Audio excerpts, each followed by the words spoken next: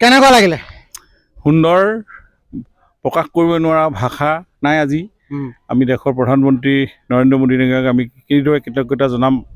তেওঁ গোটেই দেশখনৰ হৈ এখনেই নমিনেশ্যন, তাতে আমাৰ টাই আহোমৰ যি বেৰিয়েল গ্ৰাউণ্ড মৈদামস্থলী আজি ইউনেস্কোৰ স্বীকৃতি পালে।